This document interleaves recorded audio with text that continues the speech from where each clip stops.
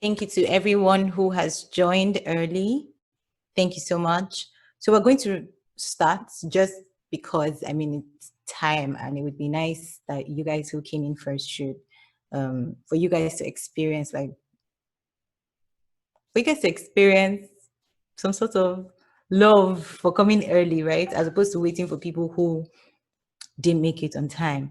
So we will start. A little bit about me. My name is Blessing Abeng and I am a branding and communications manager. So I would explain that, but I'll first tell you my story. I noticed that I used to do a lot of things. I like doing a lot of things. I really I liked business. I liked business a lot. I could write business plans. I could write proposals. I could do so many great things. And my friends used to ask me a lot for business ideas as well. So I could do that. I was really, really amazing at doing plenty of things. But I also had creative ideas. I had passion for entrepreneurs, but I also really liked the creative space.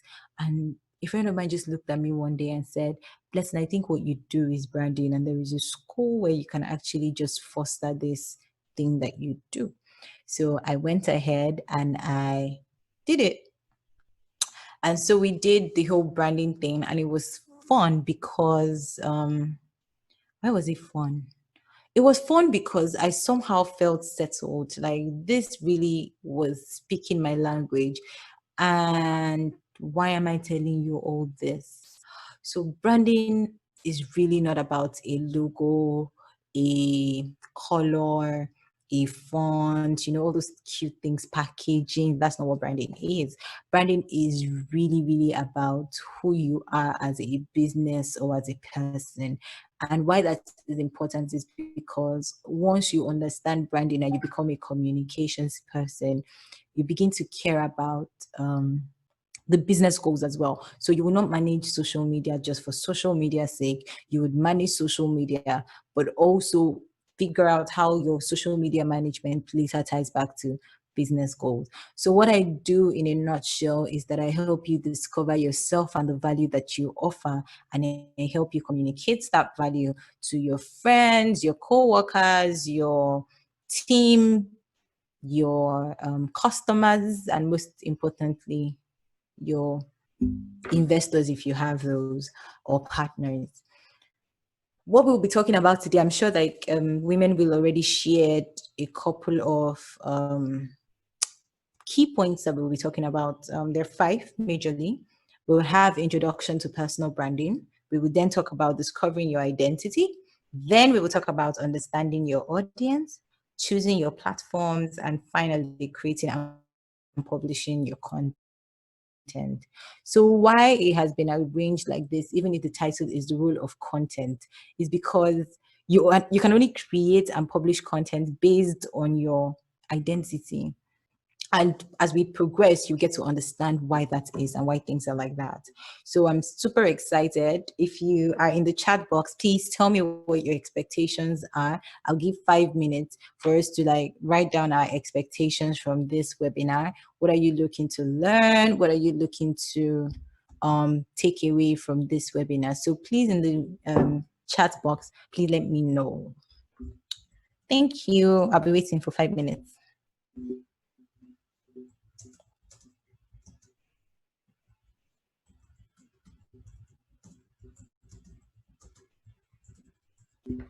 Why did you come here? Why did you register for this webinar? What do you want to take out of it? So just one thing you want to take out. It doesn't have to be one thing you want to take out. It doesn't have to be long. Please reply to me in the chat. Yep.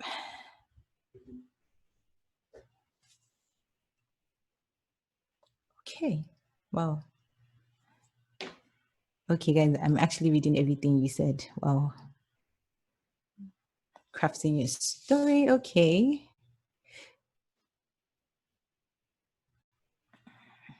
Tips on how to build your personal brand and tell your story. Okay. How to create content to draw in potential clients. That's great. Clarity and understanding your personal brand. I can actually promise you clarity, but the only way anything I'm going to say is going to make sense is by, oh, that's amazing. Thank you. So the only way anything I'm going to say is going to make sense is by taking everything I say, but channeling it into your life and your situation and your current realities. It is an application thing. So if, for example, Gary Vee comes in and says, I have to create 50 content a day, 50 content types a day, I will catch myself and realize that Gary Vee has a whole team that will, and so that may not necessarily be my reality right now. However, I get what he's trying to say about consistency, and I get what he's trying to say about creating diverse content types. So what I would try to then do is take what he has said about creating different content types and channel it to my life and say, okay, these are the three content types I'm going to create. This is how often I will post, and this is how I will be consistent. So I hope like that's also your approach. You need to, again, another example is if you are on IG a lot, on Instagram, if you're on Instagram a lot, you will notice that three or four in what are they called, motivational speakers, not just motivational speakers, but three or four people who are thought leaders can say three or four different things. But how you know what to take from everything they have said is by filtering things according to your reality and according to your value system. So don't worry, we're going to talk about value systems as well today, and I'm super excited that you guys are really, really here, pumped up and ready to learn. Wow, 41 people, that's great. And it's just 7 minutes. All right. Let's just delve straight into it. Just please just share more. I mean, keep sending things that you want to learn if that's one of like, I mean, please. And then there is a Q&A box. So as I'm talking, if there is something you hear that you want, like, I mean, you want to ask a question or something, just go to the Q&A box, put your question there. And when I'm done, I will take them. That's just there so you don't forget. All right. Thank you guys again for joining. I'm so excited. I mean, I had to beg peace to open up the group. I'm so excited. Okay, back to serious face. Okay, this is my notes. All my notes are here. So if I keep looking at my phone, please don't feel bad. I'm just like, that's where my notes are. All right. So first things first, introduction to personal branding. So here I'm just going to tell you why you should care about personal branding, what personal branding is, and what personal branding can do for you. All right, let's go right into it. Okay. So I get the question a lot, like, what is personal branding? And the cool thing is, oh, thank you so much, Miriam. I just saw your compliment. Thank you. So the cool thing about branding in general, so I've heard a lot of misconception, and if you were here earlier, you probably heard me say branding, your brand is not a logo, your brand is not a product, your brand is not your name, it is not your packaging, it is not a website, it's not all those things, not your office address, it is not your color, it's not your font, but it is, your brand is who you are at every point where your potential customer interacts with you. In fact, it's who you are, Shikina. And because I don't know if you've ever noticed when people ask you, tell me about yourself, you get really flustered. And the reason why you're flustered is not because, I mean, you don't know. Maybe, well, for some people, is that they don't know who they are. But it's also because, like, who you are is so many things. In fact, who you are is just like the middle point between who you were and who you're trying to be. And sometimes you don't even notice when you leave who you were to who you've become, right? So it's a pretty tricky question. However, I've come to realize that who you are is rooted in your core. So I'll give you a practical example. Google. Google has changed their logo over time in the last couple of years.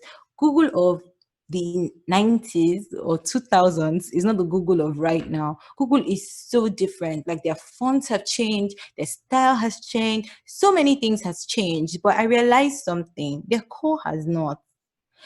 Every other thing they have built around their brand still ties back to the most important core that they have. And it's probably to give you all the answers you need to become the resource for answers. So if you want answers, you can get it on YouTube. If you want answers, you can get it via map, depending on what kind of questions you are asking. It's like they become the repository to answer all your questions. And that has not changed. It has only evolved. And that's who you should be. Like, you need to identify your core, understand who are you, like, at the bottom of everything. Same thing for Apple. Apple is still a minimalist brand. Apple is still I don't want to say luxury brand, but like uppity brand, but it's so minimalist and the experience is consistent. So when you walk into an Apple store, you walk into, if you open an Apple device, they're not paying me for this, by the way. It's just, I really love the brand. And you open like the box where you open the box of a new Mac or a new iPhone, the experience is consistent. It's minimalist, but you feel some sort of joy. You can't open the battery and hit it like this. That's not for Apple. So those kind of things, right, is who they are. It has crafted your perception of them. And why am I saying all this? Because at the end of the day, I need you to understand this. It's really, really important that I am saying this, because if you don't understand the core, you would always get it wrong. So at the end of the day, your brand is like, okay, one last example. So if someone asked you, do you know Blessing Abeng? Who is she and tell me about her? You're not just going to be like, Blessing Abeng is a lady. You won't be like, oh, she's dark in complexion and not so tall and has a lot of hair. So you would keep going. You keep explaining that, oh, Blessing Abeng is dark. She's not so tall. She has a lot of hair. She's fun. She likes to talk and all of those kind of things. She has an Instagram page called this, and this is what she does. She knows a lot about branding and communications. You begin to explain, and so the reason you're going through all of that stress to explain is because there's so many facets to me, and branding is the moment where all those facets come together into one, which is who you are. Now, your personal brand is literally the same thing, right?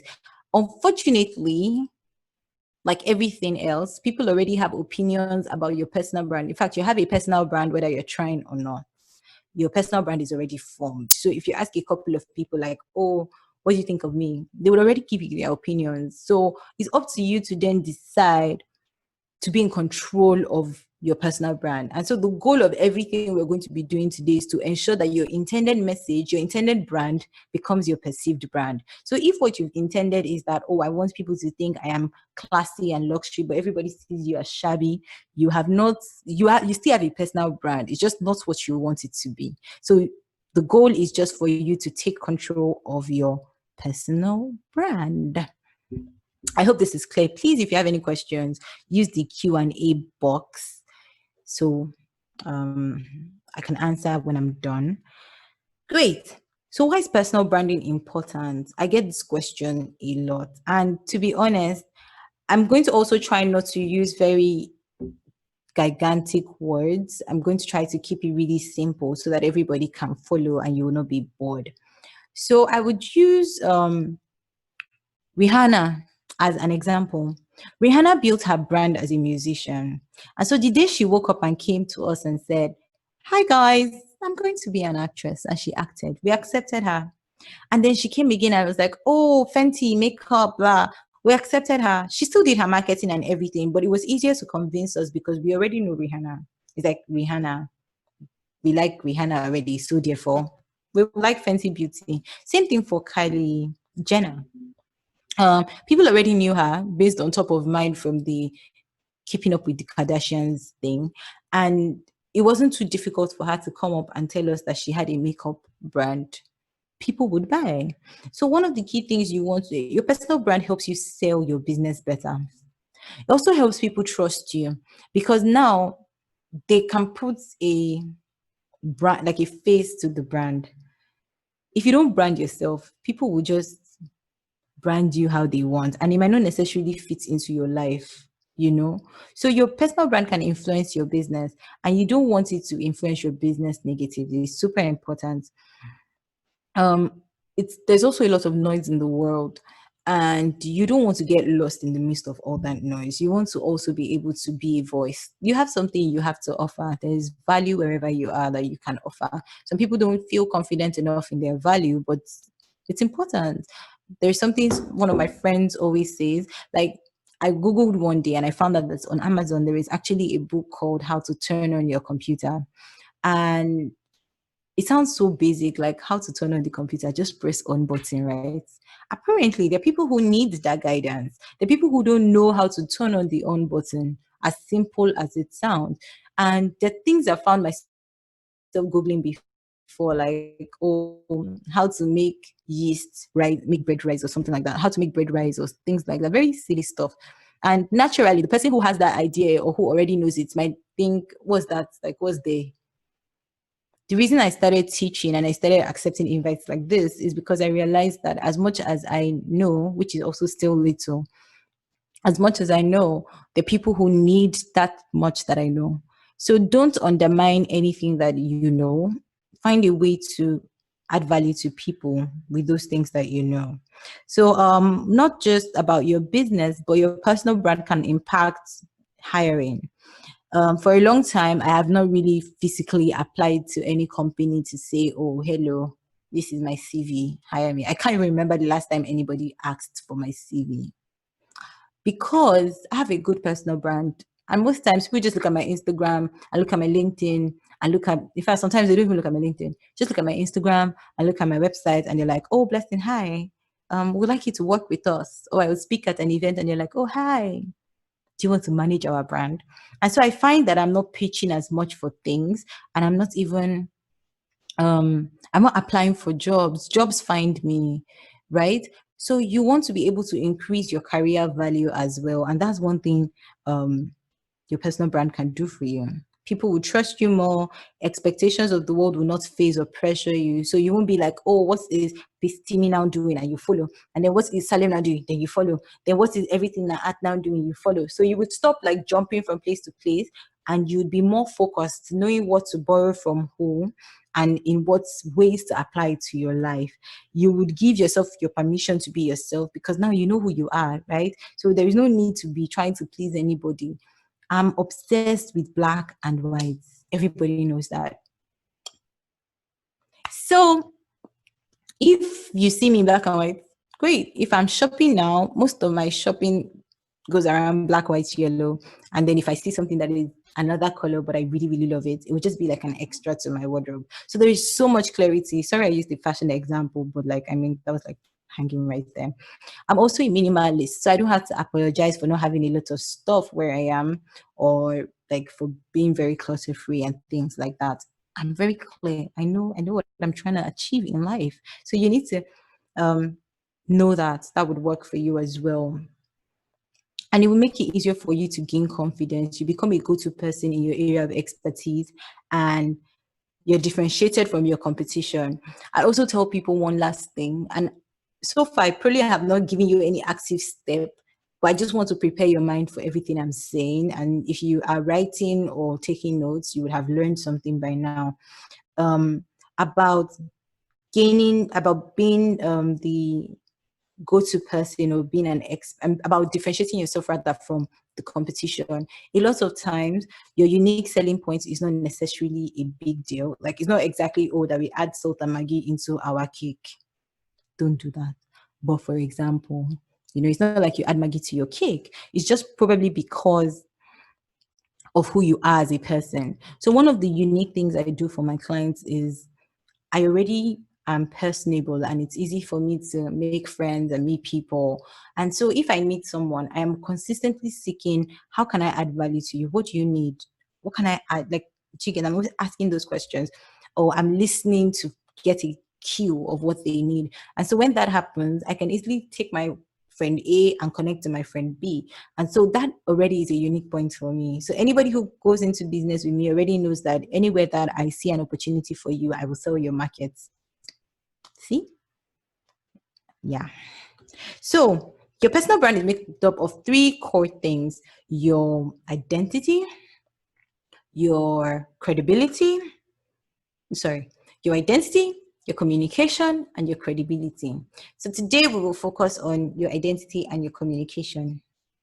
Yeah, because we have just 1 hour and 20 minutes is gone already. So your identity is the flavor that attracts people. Your communication is what helps them, feel certain about that attraction. It helps them linger for a while, but your credibility is what keeps people. For your identity, it's really easy to figure out, to be honest. So I'm going to probably give you an assignment, not really an assignment per se, but I'm trying to see how I can copy and paste this for you guys. Or you know what, don't worry. So key things you should just ask yourself, maybe take notes. What makes you happy? What do you love about yourself? I know these are like basic questions and everything, but they give you the best insights, I promise you. So what makes you happy? What do you love about yourself? What don't you love about yourself?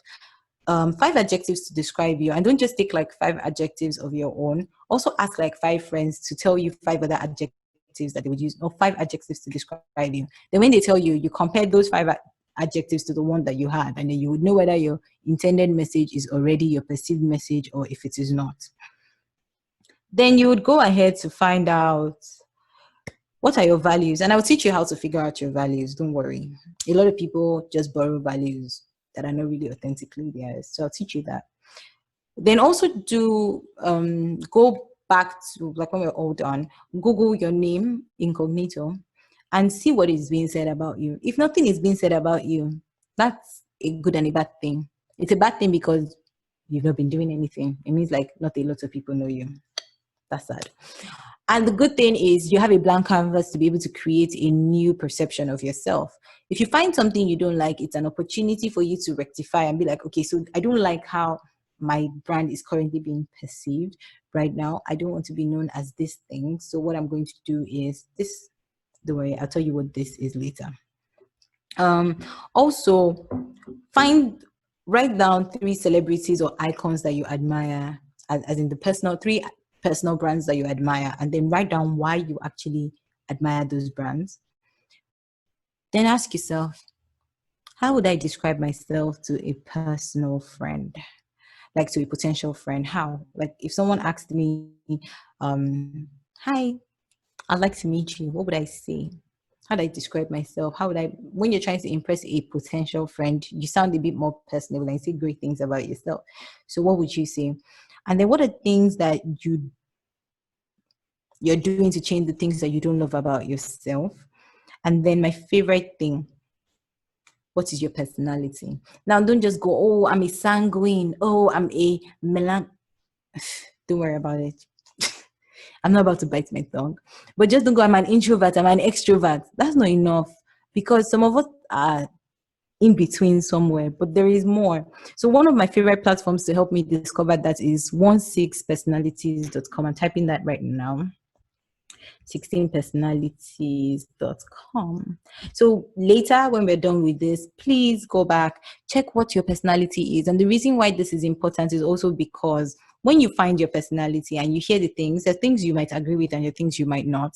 But then it gives you a better view of, oh, this is how I am. This is why I'm like this. So maybe I stop forcing myself to be an extrovert, because you probably are not. If you notice that you're not an extrovert, and maybe that's not something you want to be, like you're an introvert and you don't want to be an extrovert, there is a way to build your brand around being an introvert. So you just have to determine, I'm going into content already, but let me just share. So you just have to determine, what do I want to share and what do I never want to share? It is possible for you to be an introvert and have a very private life on Instagram. Very private, like so private, and still grow. One of the things, Sia is an introvert. Sia, the musician, SIA, she's an introvert. She used to wear masks. We didn't know her for the longest time, but we loved her music because she embraced her introversion and just took it like that. And we loved her for who she was. She just showed us, like, oh, these are the things going on in my head, but I will not show you in my face. And that was perfect for us. She was giving us her voice, and that was enough for us. So if you don't want to ever have to show your face, it's fine as a personal brand, right? But another thing I tell everybody is that your face is your logo. So while Sia never showed us her face, she gave us a mask to be content with. While Lagbaja never showed us his face, he gave us a mask to be content with. So you can't just not give us anything. Like, we cannot be seeing black hole when we imagine your face. We need to be able to see something, because that's truly what your logo is. So give us something to be able to look at, right? So if it's going to be a mask, if it's going to be an animation, give me something to identify you with. Now, I'm going forward. After that, what next? Guys, I'm trying to skip stuff that are not that relevant. Okay. So you then need to understand yourself. Understanding yourself is also telling yourself the truth. Now, I'm not saying do not dream, but I'm not saying do not dream. I'm saying be realistic. Realistic in the sense that I once worked with a brand while I worked in the agency. And we told them that, oh, this your brand is a second best kind of brand. Like, you're the second option people go to when they can't afford this one. So milk it, right? We told them that, and it was a difficult pill. So sorry, guys. A call is coming into my laptop. Let me just end that right now. Okay. So it was a very difficult pill for them to swallow. It was like, how? Like, why? Why would we be second best when we're here trying to be best? Too bad. It was really important that if they had taken second best, just the way the tussle between Benz and BMW happens, or Coke and Pepsi, if they had just agreed to be second best, they probably would have been able to gather all the information that they needed. They would have been able to get more cult following. They would have been able to get people who love them for who they were. So I'm not saying that you should go through your life feeling like, oh, I am second best. It's just like an understanding that I am not this person. So they were so intent on copying those people, and they were too distant from their reality, which was an alternate luxury. What am I saying? Research your audience and research how they use you. If you're not use you, but like how they perceive you right now. That way you'll be able to know how to meet them at the point of their need. When you know yourself and you compare that self with things that people tell you. So for example, if somebody already tells you that you flare up, you're a hothead, you can tell yourself the truth and be like, okay, I flare up, I'm a hothead, but I don't necessarily like this version of myself. So this is what I want to do to change it. Guys, don't worry, we're getting to the crux of the personal brand part. So at the end of the day, what we're saying is just know yourself, manage your reputation, manage how you look. How you look is also super important, because like, I'm not saying be glammed up all the time and everything, but unfortunately in this life we have eyes, except you're talking to blind people. Most people already have an opinion of you when you walk into a room, or when you come on your profile, or when they look at you on Instagram. It's like, there are things we have been thoughts, maybe the things we just mentally associate with things. So if somebody keeps wearing designer clothes, shoes, bags, blah blah blah, we just assume the person is rich, even if that's not the reality. Do you get what I mean? So you also have to look the part. So if you want to look like tech, laid back, you can go ahead and wear t-shirts and jeans for things that you want to do. You know, if you want to look all suited up and everything, that's fine. If you want to look all glam, that's fine. If you don't want glam to be your brand, that's also fine. But understanding why those things don't matter to you is also important. So yeah, there was a movie I watched called Founder, and what I really loved about the movie was that the guy who ended up, is a story about McDonald's actually. He took McDonald's business because he understood the brand better. Kenny, please leave your questions in the Q&A. And for the assignment I gave is really for you to be honest. So just be accountable to yourself. Do it in private and then ask me on Instagram if you have questions that you cannot ask here.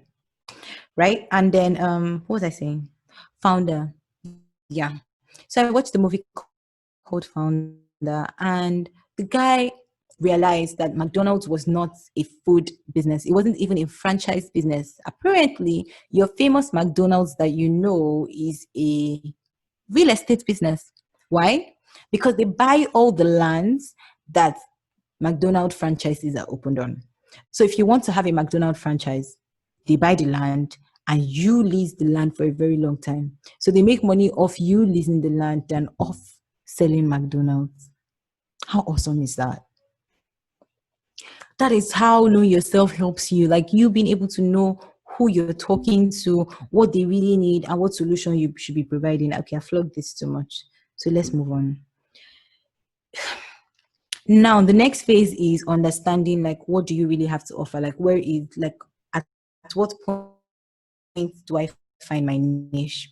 So my strategy for finding niche, I don't know if this applies to everybody, but I can help with this, right? Figure out what your soft skills are. Soft skills are things that are not necessarily learned in school. Soft skills are things like emotional intelligence or like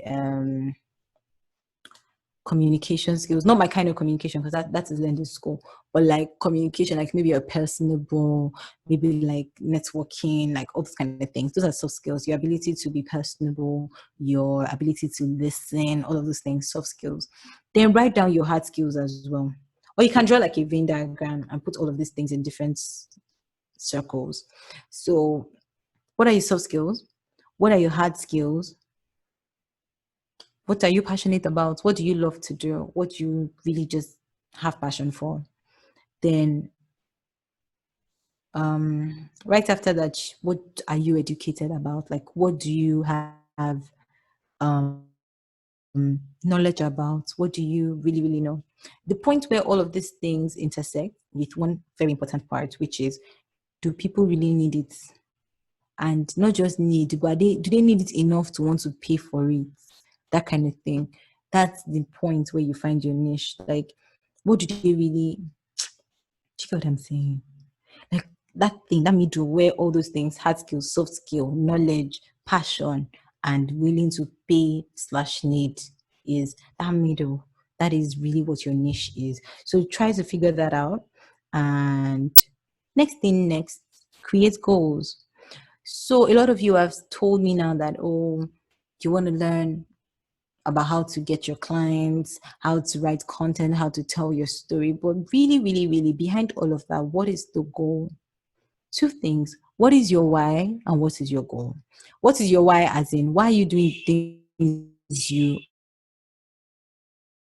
are doing? And what is your, how do you measure your accomplishment? Like what are you trying to achieve with these things that you want to do?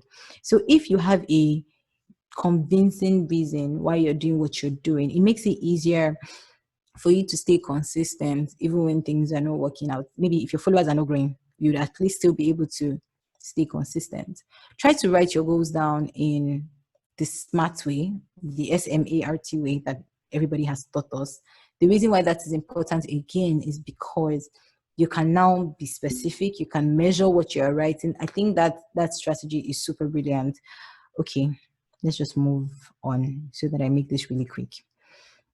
So based on those things I told you to write, your soft skill, hard skill, I would, let me write this down for you guys as like a classwork you should do. I'm giving a lot of assignments because I know if I just talk you through everything, you might end up not doing. I don't remember the strategy I mentioned. Oh my God, I'm so okay. Yeah. Soft skill, hard skill. I'm on it. I'm writing it now. This will help you. I'm writing it. I'm typing it into the chat. This will help you figure that out. So I love, insert your passion, dash and dash. So based on whatever intersects, you'll be able to feel this better.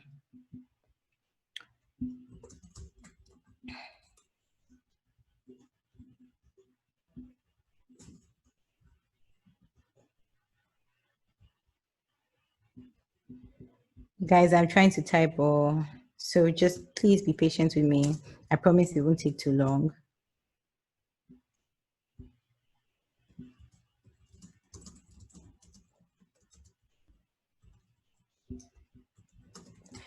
So please answer these, and when you answer, post on your Insta story and tag me so I can get to know you. I will share my handle as well.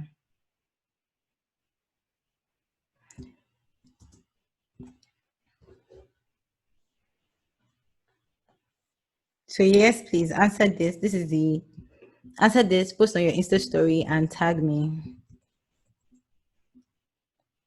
Yep. So I've shared it in the webinar chat. I've, yeah, webinar chat. So the reason why this is important is because then you'll be able to ask yourself the question that, am I knowledgeable about my soft skill, hard skill, and passion? And is this something people would be willing to pay for? Okay, so I was talking about goals, and I'm like, write down your goals. So if, for example, you have social media goals, I'll give you a real life story. Mine. I last year, in fact, for the longest time, I've been on Instagram for forever, and I have been posting just because. Like, I just share content based on what I want to share, like just because, right? And I realized that I knew a lot of things, and when people met me in real life, they learned a lot from me. So it's like, okay, maybe I could actually share this with people. But a part of me, I've always coveted swipe up feature in Instagram. I really badly want it because I feel like it would make your content journey easier. So I don't want it for influencer status because I'm already an influencer. I was an influencer even with 5,000 followers. People were paying me. But I just wanted that swipe up feature so that I don't have to even say link in bio. You can just go straight um from my stories to whatever thing I'm talking about, and you don't have to like skip journeys. And so that was really important to me. And so I started paying attention to things I said and things I did. And that was when I learned how important it is to talk to one person. So your ability to be able to talk to one customer, everything I'm talking about right now is under discovering your identity. And we're about to get into understanding your audience in case you're following. So I then realized how important it is to talk to one person and just like being able to touch the life of one person in my audience list. And so far I've been able to grow to like about 9,000 followers plus. I think it was 9,000 the day before yesterday. So yeah, to 9,000. And the reason why this is cool is because I had a goal that by May I would be able to use the swipe up feature. And that was how very specific it was. So you need to try to have very specific goals, but for the very right reasons. So when you say, I want 10,000 followers, the other question is why? Why do you want 10,000 followers? And even when you answer that why, also ask yourself why again? Why is that important, right? So I hope that helps you. Please set smart goals. Set goals like, okay, I want to have 2 clients or 10 clients before the end of the year. Why? Because so and so, or maybe to give you validation. But at the end of the day, what that helps you do is that you have a fundamental reason, a fundamental drive that is pushing you. And so when you finally accomplish that goal, especially if it's time bound, you get some sort of, what's the word? You're happy, actually. Okay. I think a poll just popped up. Please fill the poll. It's not pride if you can back it up. Or we just had a conversation with PCTME today, and the learning point from that conversation is it's not pride if it's facts. So please let me just, bask in my facts. Okay, so up next, we're going straight into value. So as part of discovering your identity, right, it's important to understand the value that you are passing across. If you don't know that value, you can't communicate it. So what is the value you have to offer? You need to think about what is unique about you first. What can you really give? So that thing I told you, by now, based on your niche, you would know what you can actually offer people. You would know how you can craft that into a selling point, right? If you don't know, please DM me on Instagram and I would be willing to help you figure it out. But value is anything anybody considers to be beneficial or important to them. So for people who follow Maraji, what is important important to them right now is laughing, and laughing is value to them. So as long as Maraji or Tao is funny, they are fine. They've gotten value. Same thing for people who follow Salem King. Is like, Salem King rather. The reason people follow him is to get some sort of inspiration in a way that is not too serious, in a way that is punchliney enough but hits the nail on the head. So what is the value that you offer? And don't make the value just about yourself, but also about the people you're trying to reach out to, because if they're the only ones who can define what value is. So if they don't perceive it as value, they're not really giving value, they're just sharing stuff. Okay, so after this value conversation, there's the second type of value, which is your personal values, right? Your personal value is just important beliefs and ideals that apply to you based on like your moral standing, environment, culture, experiences, different things in life. So you need to, a lot of times people project their values on people by default. It's like, because I value honesty, I'm going to I expect honesty of everyone. So try to think about things that are important to you, characteristics, behaviors that motivate you, things that guide your decisions. Ask yourself questions like, what's important to me in my life? If I could have any other career without worrying about money, what would it be? When I read stories, what makes me tick? What makes me angry? What kind of behavior can I not stand? What kind of behavior can I not forgive? Or what kind of, please forgive all behaviors. I think the universe would appreciate if you forgive people. But what things irritate you? So for example, I don't really fancy lying. So, and that's important to me. I also value simplicity. That's also really important to me. It doesn't mean I will judge you for not being simple. It just means that that's my way. I like simplicity. I identify and I connect better with things that are simple. So one of my values is simplicity, which often is said also to be minimalism in the way that I practice it. So figure out what your values are, arrange them according to the order of things that matter to you and do not matter to you. The reason why this is important is it will help you get some sort of clarity. It will help you define your personal brand even better. It will help you with your goal setting, because based on your values now, you will look, this goal that I set, is it in line with my value, or do I have to defeat things that I don't stand for? What do you stand for really?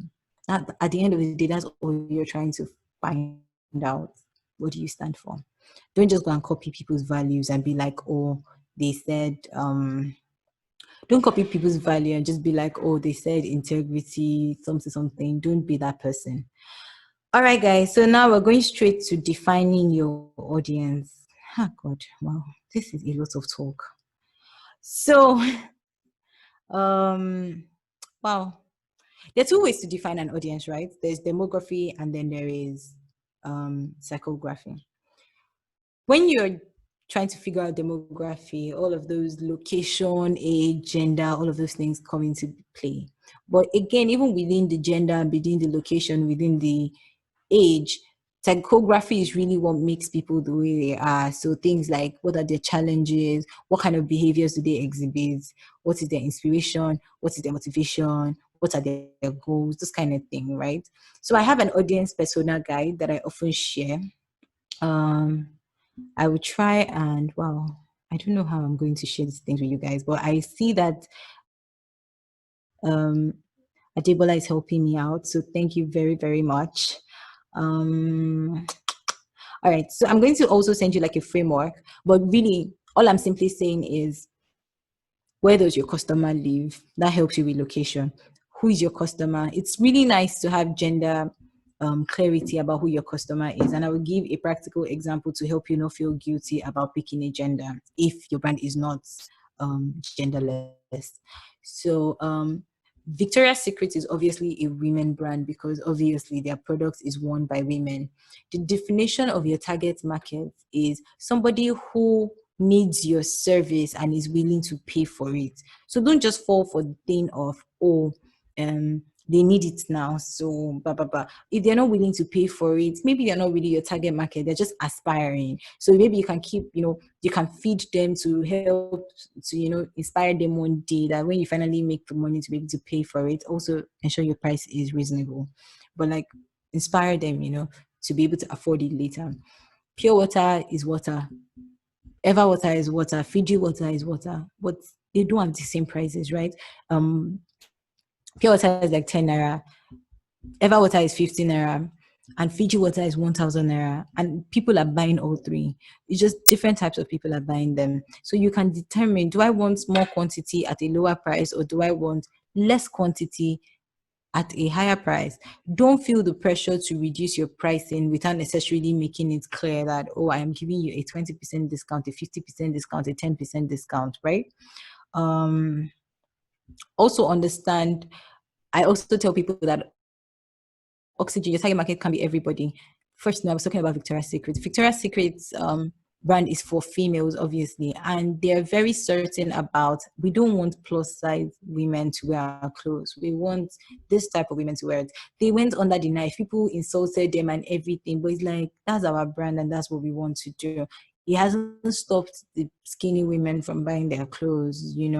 So it's like, if another Victoria's Secret person, another plus size woman wants to go create her own plus size secret, she can go right ahead. That's not what we're doing. Same thing for Vogue. Vogue has their vibe. Every individual has like different vibes. So if you want to focus on inspiring women, go right ahead. If you want to focus on inspiring men, go right ahead. Own it. Based on the kind of products you are offering, you would know who is more likely to patronize you. But if your brand is genderless, own it as well. It's probably genderless. Where does your customer live? What do they do? What is their income average? It's important to know what their income average is, because if I earn 50K, I might not be willing to pay 50K for a course.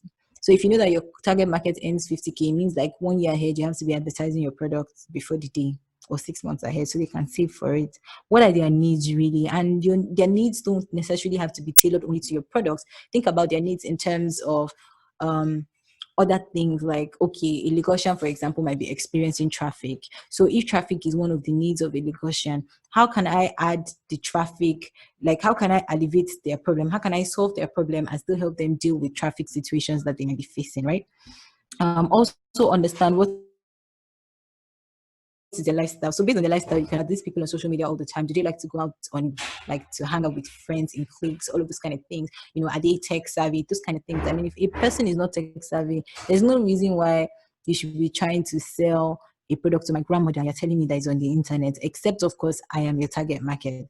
So now this is different, as in, there's a difference between a customer and a consumer. A consumer is the person who uses your product, and the customer is the one who pays for it. So sometimes these two people are the same, sometimes they're different. My example that I love the most is Pampers, because like Pampers are used by babies, but the people who pay for it are parents. So your ability to identify the difference between the two will help you in your communication. You see, we're gradually entering communication. Another thing is television. Television is consumed by you and I, but oftentimes we're not the ones who pay for the advertisements and things like that. So you need to be very clear about who your consumer is and who your customer is. Your audience is also not your customer. So I see a lot of people who aspire to have 20,000 followers on Instagram so that they can get more clients. My darling, only 10% of your followers would ever really buy from you. Ask anybody who has a lot of followers, they'll tell you only 10% would buy from you. And what will you then do?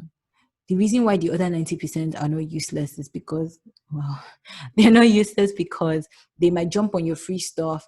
They might, share your content. What you want to do is change the other 90% into evangelists so that they can also talk about you to reach other people who would then be willing to buy from you. So today alone, I've gotten like 4 client requests about people who want my services, and that's just because I shared content on Instagram, and then people who were not going to pay money for it shared it to people who were willing to pay money for it.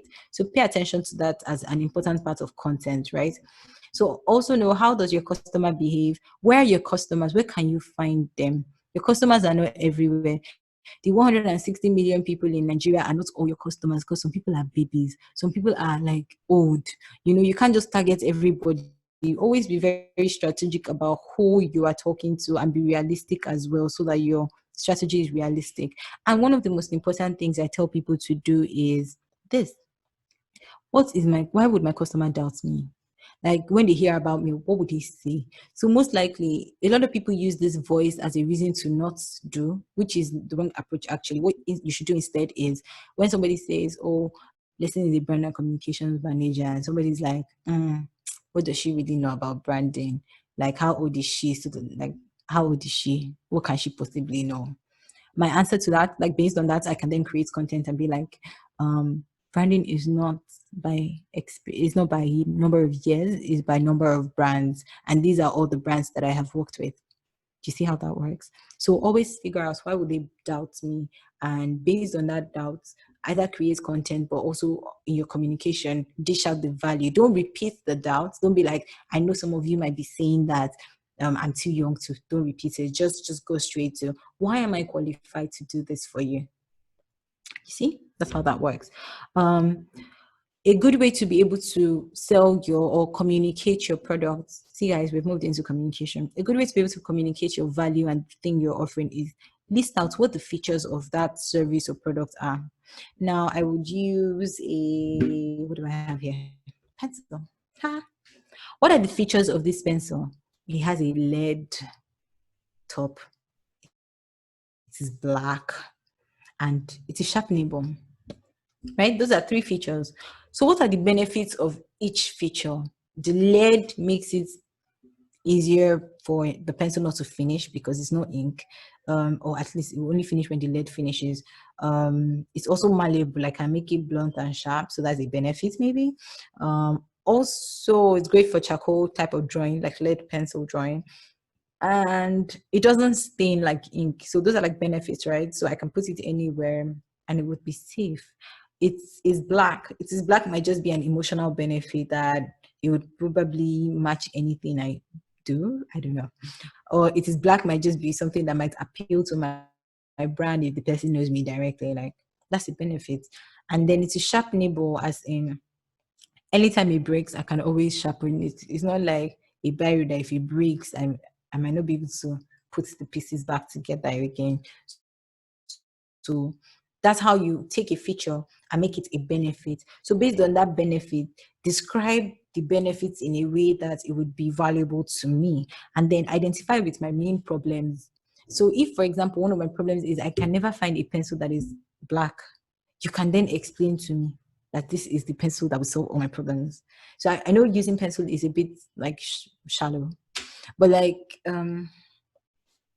if I need a pen that I mean, the reason I buy biros is really because I don't want the ink to run on my shirt if I put it in my pocket and everything. It's super important for you to be able to communicate how you're solving my problem, how my writings, the thoughts that I am writing would now be visible when written, how historians have probably, the way we've been able to learn about our history and be where we are now is because people have documented, and the pencil or biro is there for me to use as a documentation tool so I can put my place down in history, you know. That sounded good.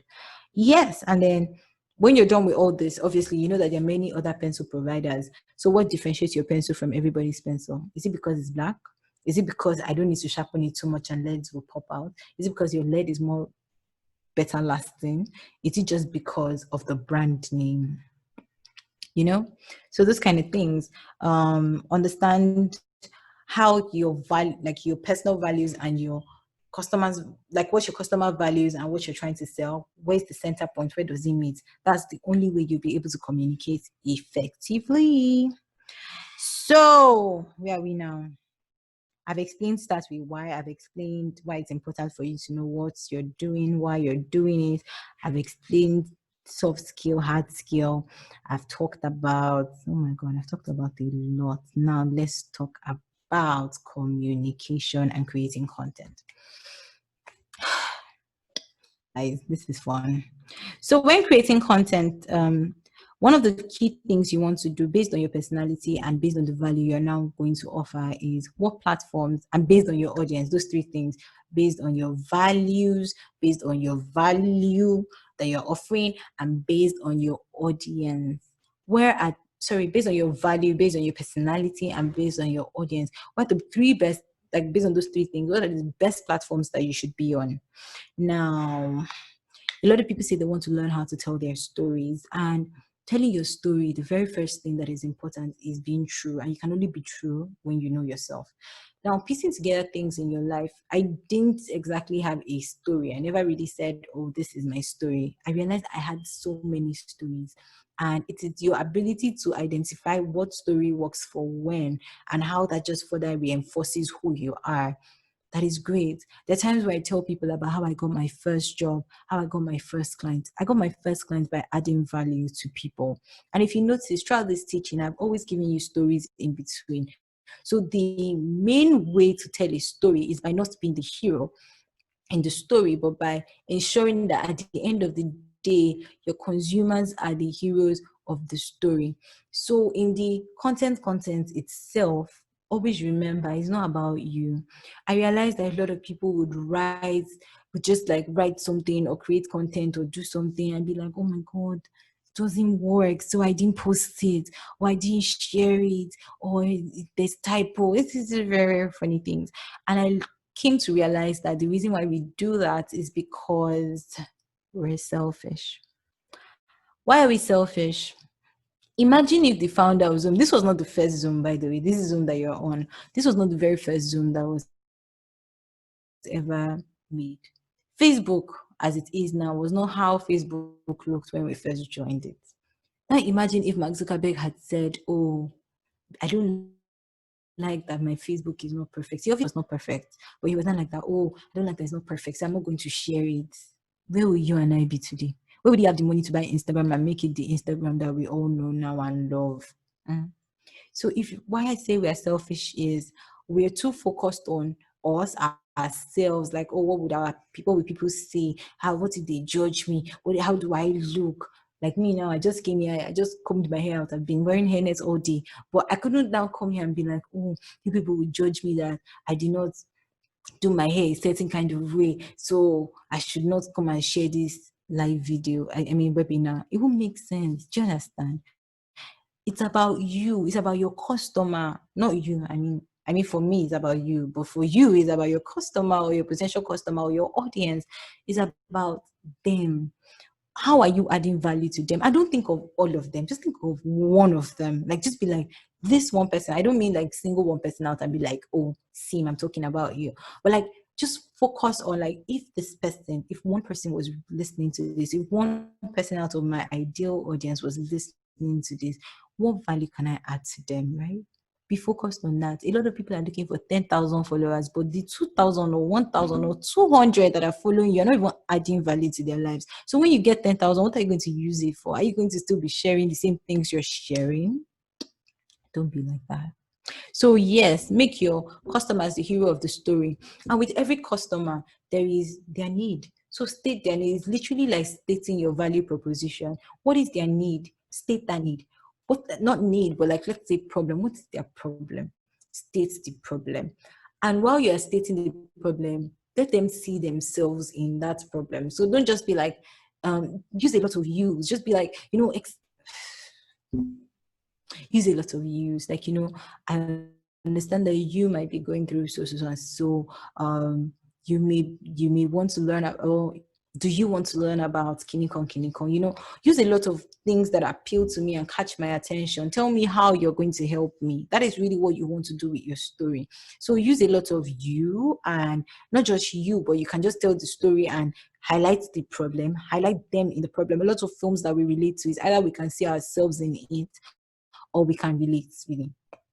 So movies, think about movies. You can somehow find some sort of affinity, some things that you relate to with the hero of the story. So that's what you want to try and do. Ensure that your customer is the hero of the story and he should be able to relate, or she should be able to relate with that story, with that person, with that hero. So ensure that you help them see themselves in that story. Tell them the problem, give them a solution, and then tell them how you're going to solve it. So by saying how, you're not necessarily telling them that, oh, hi guys, I'm going to be teaching you how to cook, and first you put salt, first you put Maggi. No, that's not what you're going to be saying. Sorry guys, I've been obsessed with cooking this COVID period, so that's why I've been using a lot of food examples. Forgive. Yeah. So back to serious stuff, right? So you're not necessarily going to be like, oh, you put the salt, you put the maggi, you put the spice, you no, you're going to be like, this is want to learn how to cook jollof rice. Or the other day, when I was young, I was really, really hungry. And as hungry as I was, I remembered that I had seen my mother cook jollof rice in the kitchen, right? Um, she cooked jollof rice in a way that was really different. We didn't really have a lot of money, so we didn't have all the plenty spice and everything. But she taught me how to use salt, maggi, and pepper to make a standard, and red oil to make amazing jollof rice that would taste like party rice. Guys, please, this might not be true, but like, ensure your story is always true. Or maybe I should use my own real example, right? Okay, great. Let me tell you how I got my first client, which is a real story, by the way. My first client ever I got by adding value to the person. So I had just come into Lagos. I did not know anybody. I came into Lagos like a mad person. I left my house in Abuja where I was comfortable because I wanted to change my life. I wasn't really comfortable with eating, sleeping, not really contributing much. I felt like I wouldn't grow as much with the way my parents were being very shielded. Yeah. So I left Abuja and came straight to Lagos. Yeah. And I applied to Orange Academy. That was the period I applied to Orange Academy where I wanted to learn branding. I paid for my school fees myself. I was really clear about this thing. So throughout my NYC, I was saving money and I was doing things to sort of make 10K, 5K, 20K somewhere. And I was able to pay my school fees at 200 and something K, I think, because it was discounted. And when I got to Lagos, I didn't know anybody, but I had gone to meet this man. This also has the story of how I got my first job as an assistant manager. So I applied to a lot of places and people, and only one person called me back. And when he called, I came all the way for the interview. I had researched the company and everything. And the man was telling me I asked him about his dream and vision for the company. And he was telling me, and I was like, oh, that these are things you can do to achieve this vision better. I think we do it like this and we do it like that and we do it like this and we do it like that. It's going to work. And the guy was really excited. So he ended up saying that I carry his vision even stronger than he carries it. So he thinks that after a couple of months working here as a social media manager, I should become the assistant manager of the company. That he hopes that it's something I'm interested in. I was super excited. Trust me, I was really young. So I was excited, like, small me, assistant manager. I was the only girl in the company as well. So one of the key people we interviewed during that work time was somebody called Lemi Garioko, who is Fela's album cover artist. He knew Fela personally, was also Fela's friend. So when this guy came, I had Googled him and I realized that he didn't have a website. He didn't have anything actually like by him that spoke about him. Only like all these international platforms talking about him. His Wikipedia page was also not up to date and so many things like that. So I reached out to him and asked him, Sir, why don't you have a website? Like for somebody like you should have a website. Why is your Wikipedia page like this? Why don't you have quality pictures of you? Like you are this is not how I said it, but like I really at the end of the day, everything I said was like this. I obviously don't remember the details. And then he said, oh, that people had swindled him and everything. So I took it upon myself to do it for him for free. And I always tell people again, don't do things for free, do things for value, like things you consider as value. To me, his friendship was valuable, and having him as a friend was enough for me. So I figured if I could do it for him based on how we're already piling up and talking, friendship would obviously be on the table. So I pulled that off and delivered the site. He held my hand and took me to every other client I made right after. Like anywhere he would go, he would be like, Blessing, I'm going to see Fela's international manager. Follow me. I'll go. Blessing, come and do this. And I'll go. So at the end of the day, what that helped me see was everybody responds to value. So if you can give value and you can offer value, you will get results. And that is what you have to do with your content. So yes, I just told you my story, but if you're at a place where you're trying to figure out yourself, you probably have seen that I had no clue about how I wanted to go about things. I knew how to do a couple of things, but I had no clue about finding clients. You would probably have seen in the story that I pitched value, and that was how I didn't, in my mind, I didn't do it for free. I did it for value. And so at the end of the day, that was how I got my big break into the Lagos scene. So while I told you my story, you can somehow relate to it and you can learn from it if it applies to your life. You probably even learned how to pitch for a job at an interview, So that's what I mean by making the person the hero of the story. State their problem, state the solution. When you're telling them how, just say, oh, I will do this by teaching you how to make, with a recipe using IG Live. You said how, but you've just not told me like the nitty-gritty details. Great. Back to content, right? So based on your personality now, you would also know, according to my personality, or I don't really like videos too much, so maybe I shouldn't be on YouTube, e.g. me. I'm not on YouTube. I'm changing that this year. I'm trying to learn how to face my fear. Miriam, please ask me the question in the question box so that I can answer it. Thank you. The Q&A box. Okay, thank you. And I will be done in like 10 more minutes, so don't worry about it. I'll take all your questions. What was I saying now? I just lost my train of thoughts. Yeah. Okay, so yeah, so I'm not a video person. I used to say I was not a video person, but now I'm learning. I mean, I'm doing a video now, and I'm not dead. So everywhere, I would not use YouTube. It won't be my first choice. But I really like pretty things. I realize that a lot of people I talk to are creators as in they create things, they're entrepreneurs or they're creatives and all of that, freelancers. So I talk to creators a lot, and a lot of creators on Instagram, and I like Instagram. So it's easy for me to be there and be authentic there, and it comes naturally, right? I also really like LinkedIn, but I have paused because I'm trying to focus on my Instagram. So what I'm saying here is you will kill yourself if you try to use all the social media platforms. Pick 3, make one your primary, and then the other 2 could be like secondary accounts. Secondary as in you pop in there once a week and you drop your gem and you go. Don't just go, but also engage. I recently shared something on my Instagram explaining that social media means being social. Don't just come and talk. For example, now when we're done with this webinar, I'm still going to hear you talk, and then I'll give you solutions to your own personal problems. It won't just be about, oh, Blessing has come and she has spoken and she has gone. It is pointless when you just talk and you drop mic and bounce. You need to be able to engage people. So engage when you pick your social media platforms. I'm truly engaged. So how to create content, a quick way that I teach people how to create content. Oh my God. So a quick way I teach people how to create content is this one, guys. I'm catching my breath. Sorry. Okay. So how I create content is this, right? I recognize that there is something called a sales funnel. And in that sales funnel, there is awareness. So let's just break it down into like 5 parts. There is awareness, there is interest, there is consideration, there is purchase. Is it purchase? So there is there's awareness, there is interest, there's consideration, there is purchase, and there's advocacy, right? When I'm creating content, or rather, when you are creating content, yeah, I know there's conversion, but what I'm trying to do is, because conversion is literally almost like buying, right? It's different, but yeah. So let's just say awareness, interest, consideration, purchase, and advocacy. So when you're creating content, you want to be able to figure out which part of this funnel am I trying to talk to.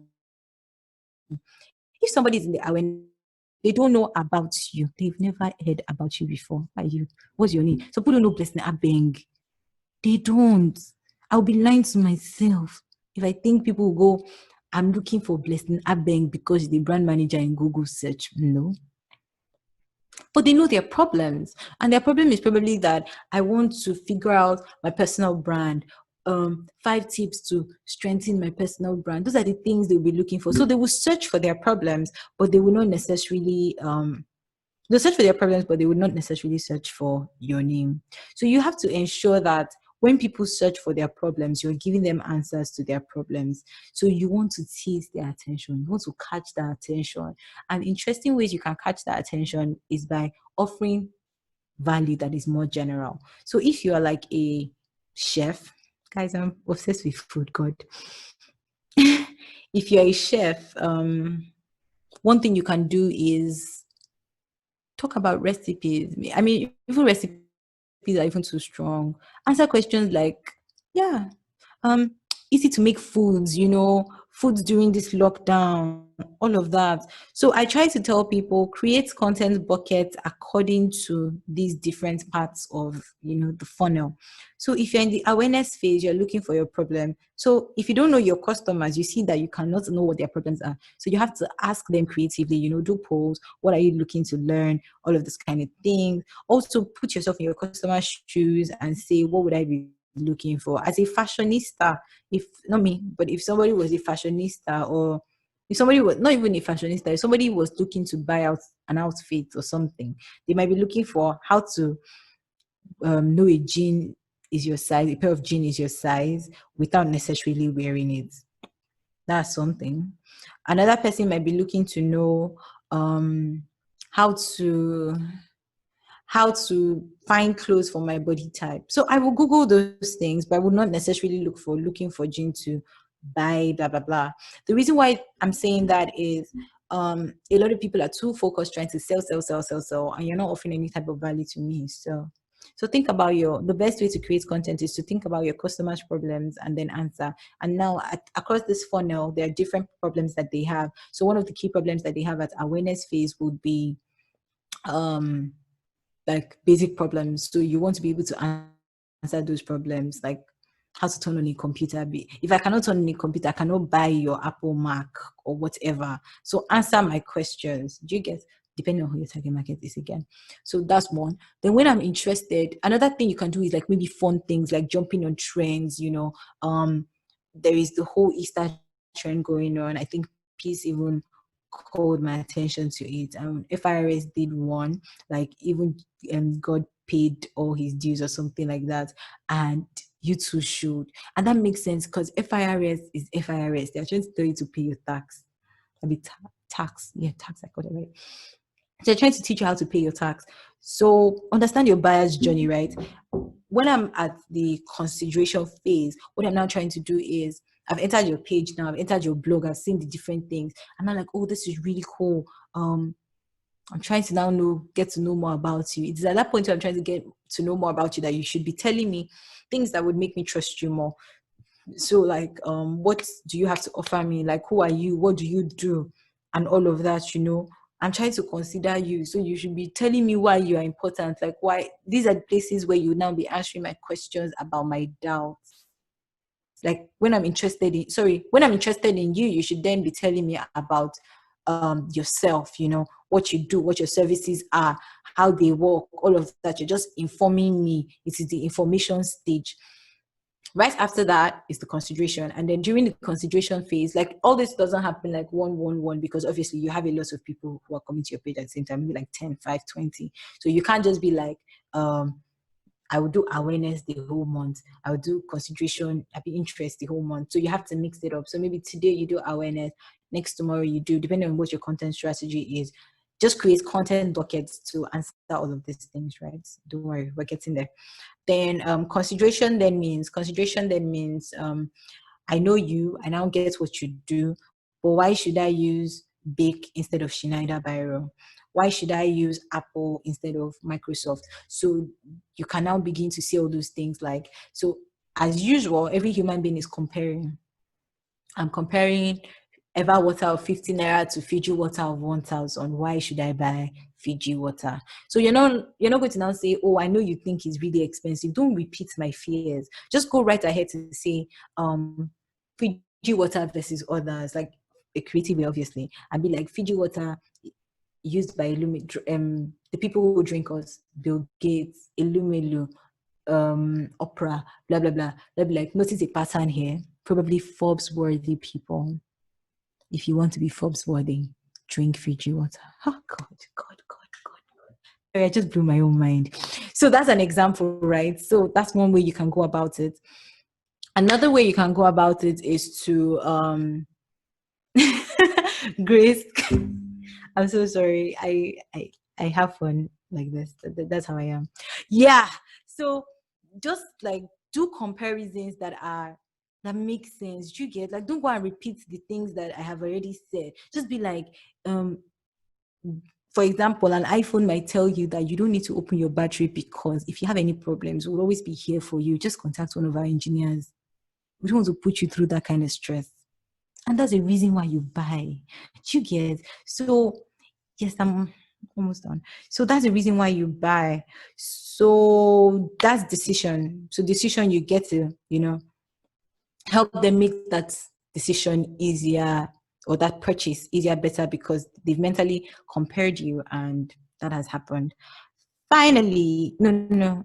I've spoken about purchase, right? Okay, so if you want to inspire purchase, you can now do things like discounts, freebies, all of those extra things to make people just really be inspired to buy more. And then advocacy is now the part where you convert them from just buyers to community. The only way your business can really grow is if people are referring you. No matter the advertisements you do, everything. If people come out every time after all your adverts and say, oh, your business is trash. I mean, House Party is going through something right now where everybody's saying that they are hacking accounts. I'm saying it too. That's no good. So you want to ensure that people can refer you, people trust you. So engage your community by giving them more value, reaching out to them to know how you can help them, add value to their lives. Once in a while, send them fun messages, like just really show that you can. That's how really you keep and consistently deliver what you are offering. So what helps you create content? How do you want people to find you? Why should they choose you over your competition? What is so extra about you? What will make them talk about you? What kind of content would your audience respond to, and how would your content help them? In fact, what will make them care about your content? Examples of different types of content formats you can create depending on what stage you are. So if you're on awareness phase, you can create like blog posts, checklists, tips, infographics, ebook, games, quizzes, etc. If you are on consideration phase, you can create like podcasts, webinars, worksheets, comparison matrix, things like that. If they're the decision phase, you can create demos to convince them that this is how to use it, free trials, product guide, consultations, coupons, things that would just sort of make them, use it more. Then loyalty. When they're at the loyalty phase, you can now say, okay, shout outs, loyalty discounts, freebies, as I already said. Every time you create content, evaluate it, find out what works, what doesn't work, which media type is doing better than the other. Guys, I'm almost rounding up. I'm so sorry. I know I'm taking time, but the content, this is really, really bulky. Yes, and then stop paying too much attention to vanity metrics like likes and things. What you really want are even saves, like, are people saving your content? That's how you know if you're really adding value to people. Are people saving your content? Are they sharing? Yeah, ask yourself those kind of questions. Decide on what kind of content and what kind of content types you want to focus on. And the way you decide this is by realizing what stage is your audience at, what content would be easy for your audience to consume. When do they spend a lot of time online? What time are they online? Are you able to produce this content at a quality level where it is competitive? Do collaborations so you can leverage on the audience of other people. And when you're reaching out to people for collaborations, I did a post on influencers are humans. Try to have engaged with them, build a relationship with them before you reach out for stuff. And when you even reach out, also bring the value that you're bringing to the table. It's like going for a job offer. Don't beg. Like, just really state what your value is. And create your content ahead of time. Do content sheets. I always recommend content pillars. So how to create content pillars. So sorry guys, another call. Wow. Okay, so how to create content pillars. This is the last thing I'm going to talk about. So just decide, based on all these conversations we've had now, what 4 things or what 5 things or what 6 things or what 3 things do I want to talk about? I majorly talk about 2 things. Myself, as in, oh, this is my story, this is my journey, this is my husband, this is my sister, those kind of things, so that you get to know me. And the second thing I do is I share tips and tricks around consulting, communication, branding, and credibility and business, actually. Sorry.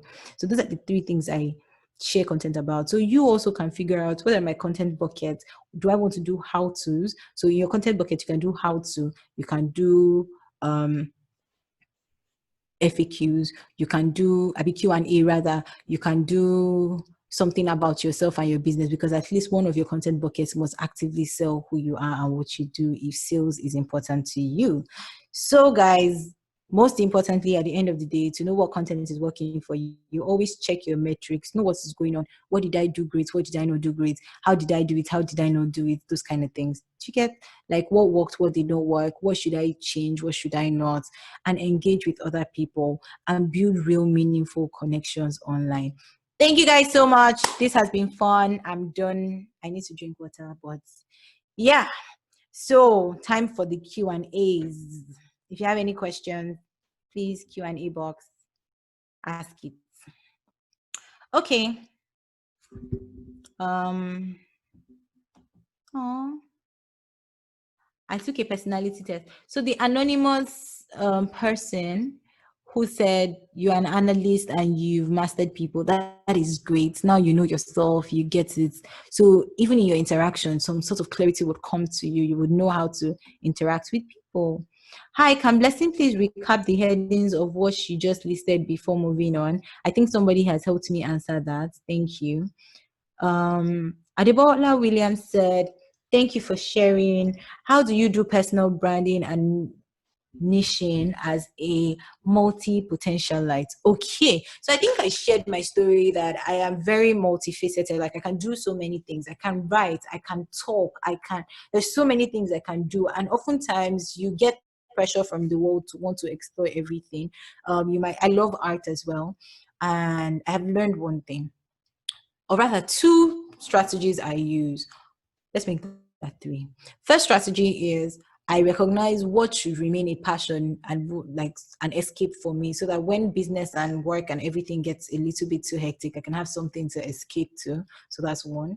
Two, I realize that across everything you do, if you have a strong why and a strong core, you'll find out that there's a place where everything meets.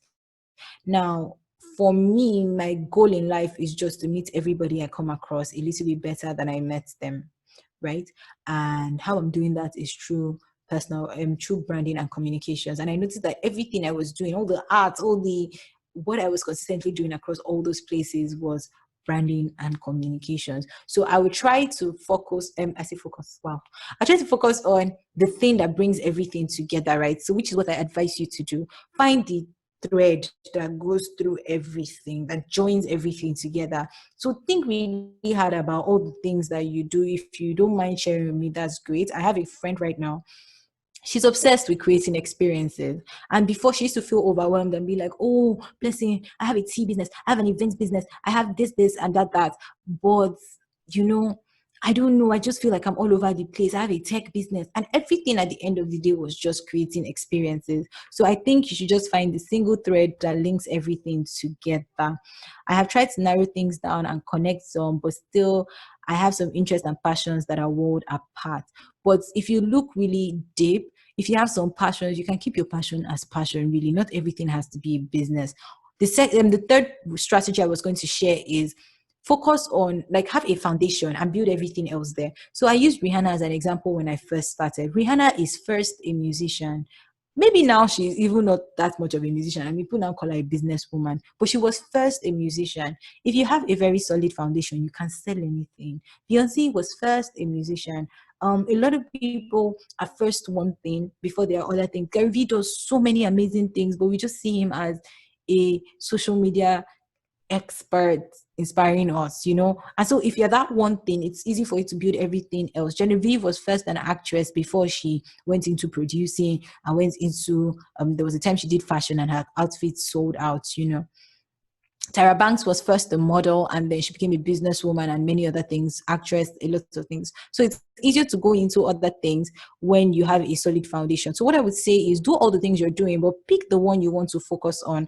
Adora has a post on this actually, and she also mentions that when you take a fork, for example, if you use it to break into a lock, it looks like it is a key. But if you use it to eat, it looks like it is a cutlery. And then if you use it to dig something, it looks like it is supposed to be like a hoe or something. Do you get? So at the end of the day, everything can be multifaceted depending on whose hands they're in. But what you can try to do is have a niche in one thing and then diversify or find a thread that goes through everything.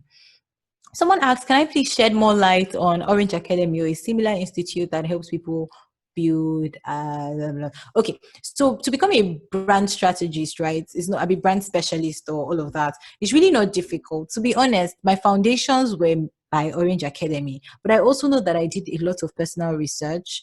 Google orangeacademy.com, no, .com.ng, actually, orangeacademy.com.ng. You would get all of your answers there. um I know that Orange Academy helped me as per foundationary learning, which is really important. But I also had to go through like a couple of online courses. I also had to follow a lot of industry thought leaders, and I also had to discover some things for myself. So you need to expand your knowledge, use what you have right now. And then there's schools like Oxygen, O2 Academy, rather, O2 Academy. There is Wild Fusion.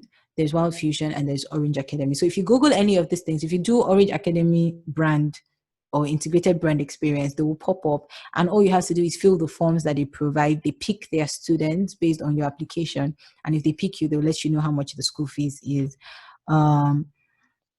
Thank you for your, thank you. Yeah. I see you, anonymous attendee, with your people mastery and all. The commander. I hope the personality test helped you to figure out what you can do. Gloria, how can I streamline my content to just one when I have lots of my mind? So I'm not saying that you should streamline your content to one. I'm just saying like have content buckets, maybe like 3, 4, 5, like that relate to your audience, things that your audience can relate to. And when you take those 5 buckets, it's easy to create content plans, like say, oh, and I always advocate that you create your content a week or a month ahead, so you're not under a lot of pressure. So if you have your 5 content buckets and you need to create content ahead, you can now say, okay, so for how-tos, this is the how-to I'm doing. If you have 10 how-tos at the same time, break it down and be like, okay, week 1 how-to this, week 2 how-to that, week 3 how-to. You would never really run out of content because it's so easy to get content burnout, and that's not what you're trying to achieve in your life, Gloria. I hope I have answered your question. Esther asking, will you advise building a personal brand aside a product brand? So I don't think they interfere in any way. So if, for example, I sell pencils and I am building my personal brand, I'll give you a practical example. In fact, Stephanie Obi is a practical example. Stephanie Obi first built her personal brand, but while she was building her personal brand, she was also teaching you about online courses and selling online courses. So she will call herself the queen of online courses in Nigeria, but she will also teach you about online courses. And then the day she finally decided, okay, I'm going to have ST Hub, she set it aside and it became ST Hub and Stephanie Obi, right? So you can do it really, but just don't lose yourself to a point where you don't know the difference between your product and yourself. Do you get what I mean? I hope I answered your question. How can I add value to my audience? I am a food photographer and stylist. I realize my target audience are food brands, content creators, and restaurants. Great. So if you're a food photographer and stylist, be teaching me about what do I need. So for example, I know that food brands probably do not know that they need a food, like a food stylist. So tell them why they need it. Tell them the benefits of how to, there's this hack I see on, I think it's on DIY Hacks and Blossom. What they do is they show you how it looks in pictures versus how it looks when you don't do some things to prop the food or to make it look a certain way. Show me hacks, show me that you can do these things, show me why I should be doing this instead of why I should be needing a food stylist instead of doing it myself. Teach me about why just what questions do content creators have? What questions do food stylists have? What questions do food brands have? How do I photograph food better? You know, how do I create the perfect lighting for my photo shoots? How do I why do I need you? You know, those kind of questions. You need to tell me why. Somebody's going to ask, oh, hello, hi, I'm a food stylist. My first question is, why do I need you? Like, what are you going to do for me that I cannot do for myself? Teach me how to photograph with my phone, you know, all those things. So at the end of the day, when you finish teaching me, I realized that a lot of the teachers, so it's like, if you have a doctor who is always giving you if you have a doctor who is always giving you recommendations on how to stay healthy, you're more likely to go back to that doctor to say, oh, doctor, see what's happening to me. What can I do? And that doctor would help you out. But don't lose yourself in creating so much content that you forget to say, this is my service. Like, this is how much I charge. This is what I do. Different pictures. Show me pictures that you have created as a food stylist, testimonials of people that you've created for and what they said. I hope I answered your question. In respect to communication using audience channels, Jesus, the questions are increasing. In respect to communication using audience channel, can I merge Facebook and Instagram as one channel, then pick two others? I'm running a learning medium for Muslim women who are career business focused. YouTube, Instagram, Facebook, Twitter, the basic channels I've decided on my comms. Okay. I don't think Facebook and Instagram can be really merged as one channel. As I said, you should pick one as a primary. So decide which one is the primary. Where are a lot of your Muslim women who do business? Where are they? Are they on Instagram? I see a lot of them on Instagram, actually. But if you think they're on Facebook as well, create like a Facebook group that is close niched, that you don't have to be the only one creating content for. Like, everybody else can also add value. That way you're using a community to send your message. However, you can actually, if you are up to it, because I'm just assuming that a lot of people here are probably just starting out with creating their content. So I want you to go easy, pick one platform and sort of like, get it right. When you get one platform right, it's easier to sort of diversify. On Twitter, I think I will send a post. I will send a picture to the team so that they can share. Let me see if I can even access that picture right now so I don't forget. Twitter is a very upbeat platform. It's so quick moving, and it's per tweet. You can't just tweet one tweet and go. You have to be engaging. You have to be online to see, okay, what is trending right now? How can I jump on this trend and still talk about my brand? What are people talking about? How can I talk and add value? Who are the influencers within my niche that are here that I can sort of engage with to sort of add value to? Do you get what I mean? So it's so important they all take a lot of work. You just have to pick which one works for you. And I would advise that if you can dedicate 2 hours every single day. Medium is perfect. You can feed your Medium directly to your Twitter and just really post. So if your Medium and maybe Instagram are your core, and then Facebook, for now, you might be just sharing things from Instagram or repurposing your content. So if you're saying how to make profit from your business, right? On Instagram, you can decide to do a carousel. On Facebook, you can decide to do a longer article. On Medium, you can do a full-length article. And then maybe on YouTube, you can just really paste it or try to create content that you can share on 2 platforms concurrently. So if you're doing the days you do videos for Instagram, you can now share those videos to YouTube. Great session, Blessing. Is it right to separate your personal brand for your business? So for some people, their personal brands are their business. For some others, they're very different. It depends on you. There are 2 types of personal brands that I know exist. There is the Elumelu type and there's the Dangote type. So Elumelu really likes to be involved in all of his business. Like when you see a lot of UBA flyers, it still has his face and everything. But a lot of Dangote businesses do not have Dangote's face on it. It's just the name. So you can decide that you want a business that is not tied to your face, that has a different personality from your brand. So if you want that, please go ahead and separate it so that you don't feel any sort of confusion. Your personal brand can exist on your own, and then the business can exist on its own, and then you will just be feeding in the value that you can add as an individual to that brand. So you talk about the brand often. It's really nice to separate it, especially what's it called? Especially if the personalities are different. But again, using the same Tara's example that you said, Tara also has an online course, but the online course does not have a separate social media platform. It is her online course. So she's using her personal page to sell it because that's about her. So don't be like, I'm selling anything that you're selling as a personal brand. You do personal brand. Anything you're selling as a business, Tara's business is registered, it exists on its own, it's going to go beyond her. She probably has board members and things. So if you want to separate it, perfect. If you want the businesses to exist away from you, great. If you want them to exist as part of you, great, you can still put it together.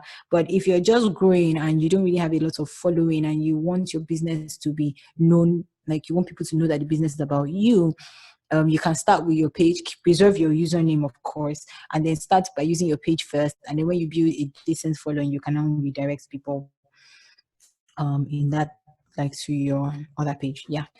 When I try to engage on Instagram, I find it tends to fall on deaf ears. 10% of 280 followers view it, and 3/4 will engage, and most of the times they are friends. What do you suggest I can do to increase engagement? The first thing I suggest is you should go to my Instagram page. Let me even type my Instagram handle at Miss_Einstein. So first, I suggest you should go to my Instagram page. I just did a post about it yesterday, literally yesterday.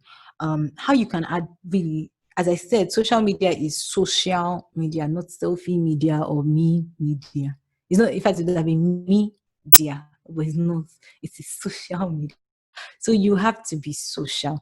You have to really, truly, truly, truly engage with people. And engagement does not mean that when you post and people comment on your post, that's when you're engaging. No, you have to go outside. Imagine that you're only in your house. Then, in fact, social media moments. Imagine you're just in your house and you're sitting in your room and you're waiting for your client to come and meet you in your room. No phone, no nothing. You're just in your house. How will people know what you do?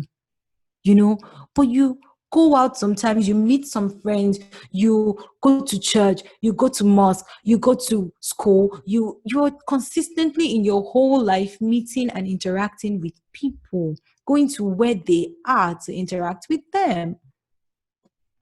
Same thing for social media. Really. So pick your hashtags and be like, okay, I'm talking about styling and all of that, blah, blah, blah. Check the hashtag style. Check the hashtag personal styling tips. What are other people saying? Go there into their comment section. Don't be that person who only goes to Insta blog to go and drop mean comments or funny comments or laugh and all of that. Even if you see something on Insta blog and you feel like your 1 or 2 cents is going to add value to that conversation, add value. Go to Linda Ikeji's page, for example. Oh, no, not Linda. I mean, you can go to Linda's page if that's where your target market is. But if maybe you're trying to talk about style and you know that on Vogue, they share a lot of interesting things, and Vogue may be far reach, right? But I mean, you can shoot your shot. You go to Vogue and you drop your comments, and the comments is not laugh, laugh, laugh, or okay, or ha ha ha, or something silly. Actually drop meaningful comments, like, oh, hi, Chris Do, I just read your post about so and so. I agree with this. This is what I'm always telling some of my followers to do. That is, like, add value. So when somebody, how people used to like comments that they can relate to, or when somebody's making sense, let your comment be one of the things they like. What happens when you go to other people's pages to interact is people click on your profile and then they go and check out, who is this person? What's this person about? So engage with hashtags, engage with thought leaders in your industry, and then go to your followers pages and like their posts, interact with their posts. Anytime somebody follows you, maybe send them a DM and say, oh, hi, thank you so much for following me. This means a lot to me. I mean, it's something I don't really do right now. I used to do it earlier a lot, and maybe I should even continue. DM them, say hi, say what's up, be really social. Yeah, I hope I answered that. If I didn't answer you well, you can ask another question. Hello, thank you for sharing. What are some ways I can monetize a personal brand? There are so many ways people monetize personal brands. They do online courses, they do consultations because people are trying to be like them. They do speaking events, they go on ahead and build products that people then identify with. They write books, they write ebooks, people pay them to do advertisements on their platforms. They probably do, I've said online courses already, Abby. They probably host webinars that are paid for. They get collaboration opportunities. Brands reach out to them as ambassadors. Oh my God, there's so many ways to make money as a personal brand. Anything they sell, if they already have a community, it flies like magic. Thank you so much, Blessing, for. Please, can people, take the many questions to Instagram. We need to close. Okay, sure. So, guys, after now, I'm dropping my Instagram handle,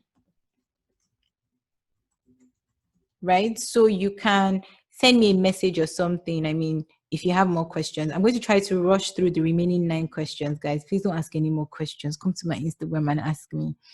Thank you so much, Blessing. How can I grow my followers? I'm still relatively new on Instagram. So everything I just said before about engagement is one of the quicker ways to grow your followers, but adding value as well helps you grow your followers. If you can come to me on Instagram, I will share all of the posts that you need to help you do this and navigate the waters of Instagram. I love the simplicity, nice color thing, but I'm not sure how to build my brand with that. Where to start is the challenge. I always say that starting, don't be selfish, just start. Don't think what people are going to say, just start. Like the first post is the most important post, to be honest. So start. About color themes, it is based on your personality that you now determine. If I'm a fun person, maybe yellow is my color. If I'm a fun person, maybe this kind of fun font is my color. If I'm more in the middle, these are the kind of things that people would appreciate. So the reason why I'm very black and white is because I'm very simple, I'm very minimalist, and I want to be like a canvas for you guys to write on. However, I also recognize that I have a very introvert part of me, and I use the yellow to just sort of pop that out, like that exists, you know. Yeah, so that's why I have a black, white, yellow thing. And to be able to keep a thematic background, right? A lot of my clothes already match. I mean, right now there's also a yellow pillow. These are really colors I truly, truly love and really resonate with me. So it's not difficult at all to keep a consistent feed. But also using consistent filters, also being very conscious about like your environment when you're taking the pictures, learning editing could help you with keeping your color thing consistent. So ask me on Instagram. um how can you set apart your personal brand and work when it's intertwined? If you create content for your personal brand and you work full-time, for example. Okay, so this used to be something that used to happen to me, really. I used to work at an agency and I had a personal brand. So what could I easily have done? Very simple. I'm not trying to poach the company's clients. I am just saying what I have learned. I'm also saying what I know, and that's mine. It can't be taken away from me. So what you just do is share things that have to do with your job description. Don't go and share things that would jeopardize your company. Don't be like, oh, today we had a client and name the client or all of those kind of things. Just, I've given you a lot of examples here. I have barely mentioned any client's name. And you can just be like, oh, the other day when I did so and so, these were the results. And so these 5 things to do when you're trying to achieve so and so. I really hope that answered your question, really, because you're a personal brand, you're who you are. Just say what you're saying, do what you're doing, and that would help you. As long as you don't go against company policies, you don't break client confidentiality, whatever, and you don't jeopardize your company. How can I discover my value? I totally talked about this. I don't know how I can repeat it again, but DM me and I will answer you. I think I already said how you can discover your value. I mentioned the skills, passion, hard skill, soft skill, passion, technical skill, and what people are willing to pay for. Yeah. How can I pick colors that would suit my personality? So based on your personality, right? So for example, if you're a fun person, you already know that there are colors based on the color theory. There are already fun colors that are associated with your personality. But also think about your industry and your environment when you're picking colors. So in China, white is often associated with death, and in Nigeria, black is often associated with death. Wow. So you need to decide when you're within particular places what are the best colors to use, but don't let that deter you either, because black is associated with luxury and white is also associated with luxury. So determine which end of the spectrum you want to use. How you use the colors also matter. If you're in a tech space, a lot of you use blue. In the banking space as well, a lot of people use blue, but orange shows innovation. So you decide, do I want to go according to my personality or do I want to go according to my industry? If you need help with this, just DM me. It's super easy. I can help you with it. Same. My services reach both kids and adults. Do I choose one or both? See, no. You don't choose one or both. The kids are definitely your consumers and your adults are definitely your customers.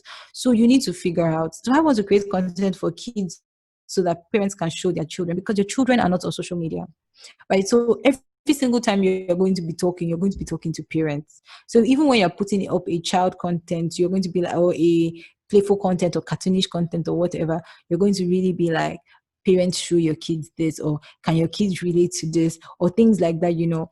That's what you would have to try to do, because kids are not on social media, or kids will not pay you money. So when you're doing things for them to consume, you need to target their parents. So um, talk majorly to the parents if you're trying to reach the kids. So I would say focus on adults, because at the end of the day, you're trying to satisfy the children, but you're trying to talk to the adults. Um, Sim, message me. You have my number, you know. Message me. Let's talk more about this so I can get details, so my advice can actually make sense.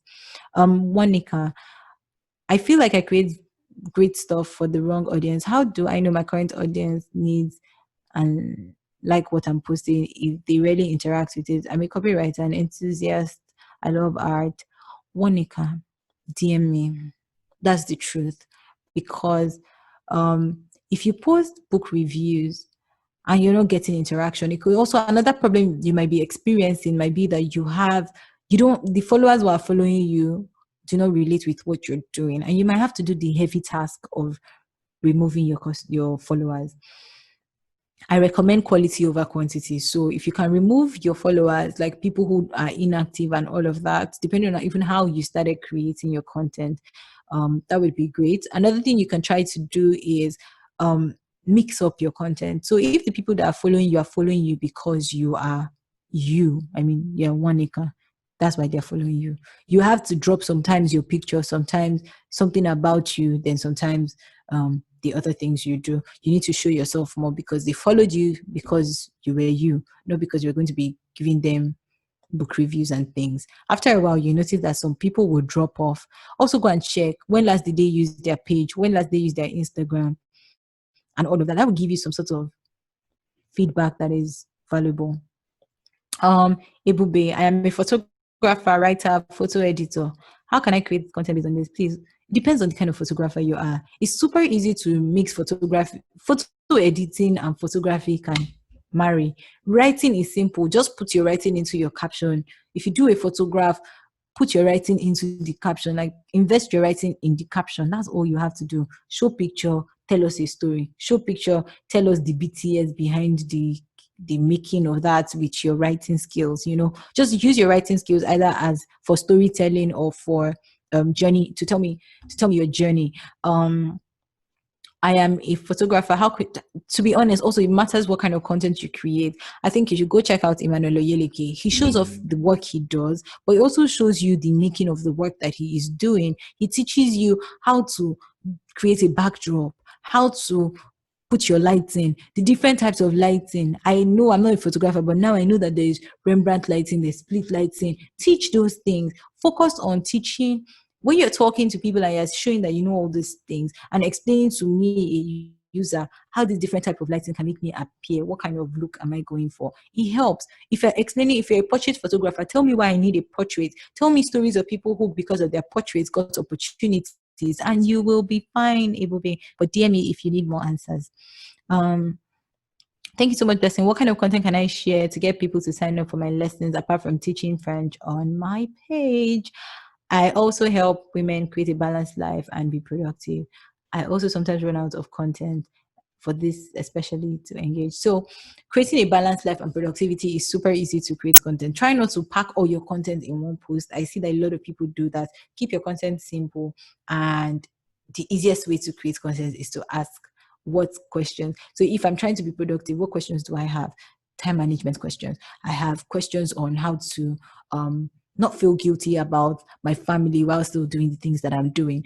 I have questions about how to make my workspace, you know, productive and focused, how to focus really, focusing tips, focusing how within time management, you can create like 20 content on how to manage your social media time, how to manage hacks, you know, to live as a woman. If you're even in the traditional setting where you probably still have to cook as a woman, how you can cook ahead of time so that you don't have to cook for the rest of the week. Things like that, like real life hacks, how to catch my breath, how to have fun on a budget. All those kind of things are things you should be teaching me. About the French, I would say teach me basic words. Show me, that's one, teach me basic words like how they're pronounced. Of course, that's like a must have. Next, feature French people, right? If you want to do like maybe French conversations or French storytelling, that would be great as well. Tell me a story in French. You could do a whole series where you're telling me stories in French and like showing me interpretations. That would be so cute. Another thing you can do is feature people who are is it multilingual? People who have multi languages, feature them and then share my throat.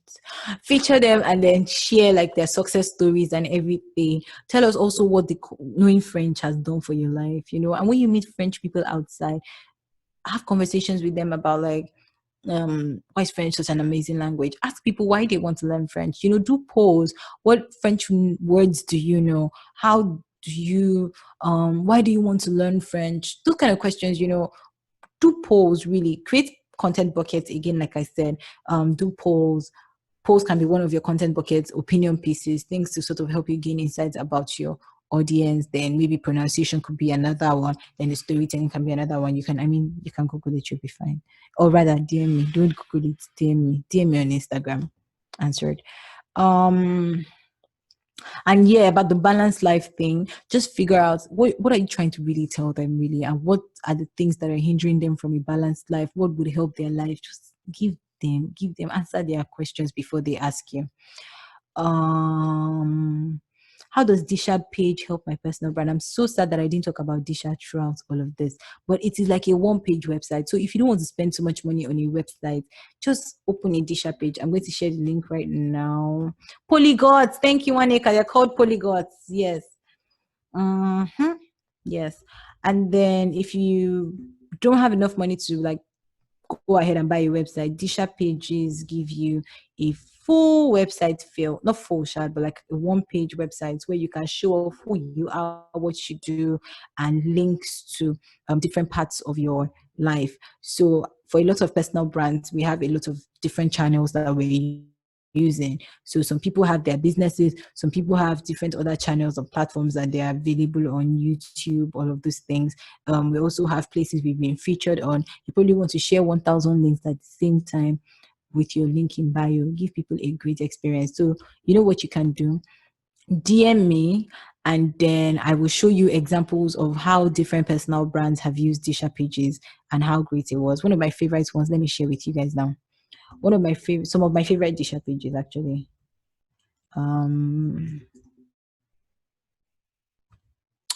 ea.disha.page. Which other page do I like?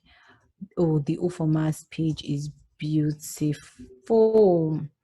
The Ufoma.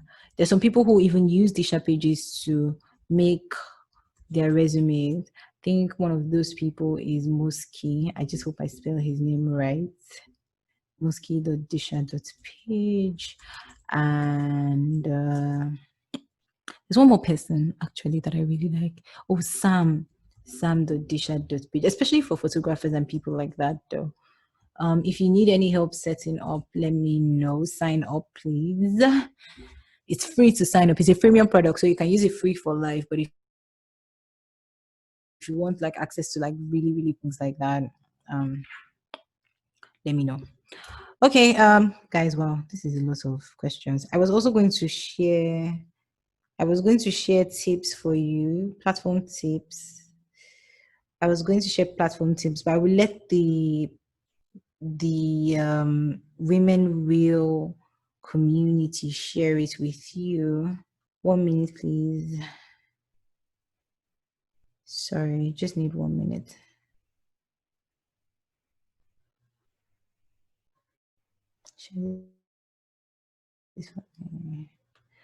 Okay. Okay, so next question. God, I thought I was almost done. How do I know what content to start with, as I have a flair for vocational education? So you can start by just really introducing yourself, determine what type of content you want. If you want image, carousel, video, like just start. That's how you start, by starting. And then what kind of content, based on your content framework, I would say just start by introducing yourself. But based on your content framework, you can go ahead and start. DM me if you have any question. I'll be happy to help. DM me, send me a DM if I didn't really answer your question, please. So I've done. Thank you, Blessing. A lot to take in. I hope we get videos. Oh, please ask me all your questions, but I can't wait. I can't wait. Thank you. I'll be waiting. So Toby's asking me final questions. Please let me serve all this and catch my breath. Oh my God. I didn't even think that I needed that much breath to catch. Okay. 1 minute, please. My phone is hanging. Hello, Blessing. I just started up building my personal brand separate from my business. Do I have to teach my audience what I know as regards my business? Or should I talk about other things I know? So it's really about what is your personal shit. Oh wow, too bad.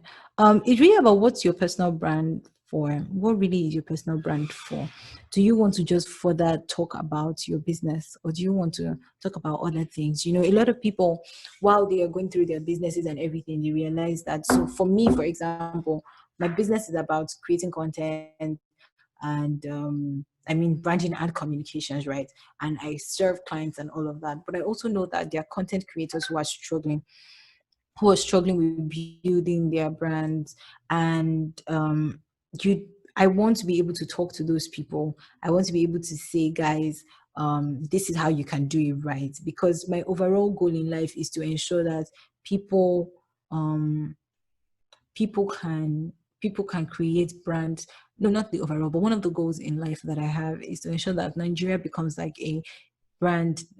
Nigeria rather creates businesses that can compete on a global scale. So it's so important to me that I can teach creators and teach people who may not necessarily be able to afford my services about how they can do it by themselves or be better. That being said, if that's what you want your business to be like, oh guys, I know you probably cannot afford my services, so I'm teaching you this, you can go right ahead. If you want it to be about something totally different, Tara Durotoye teaches about her journey as a businesswoman, like things she has learned and everything. And that's her story. So that's what she's teaching. That's what she's trying to share as a businesswoman. So is that what you want to do? Do you want it to be different? Again, as I said, you have to decide for yourself. I can't really do anything for you. You have to tell me. So DM me, tell me what you want to do, and then we can go from there. How do I know what my audience will react to? By doing, when you post, your audience would react based on the thing, like they will connect based on what you're posting, and some of them will come based on what you're posting. You'll be able to gather audience based on the things you post and how you post. So guys, this was fun.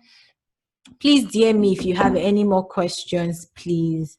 I would be on Instagram for the next maybe 1 hour. I could even do a live video for you guys.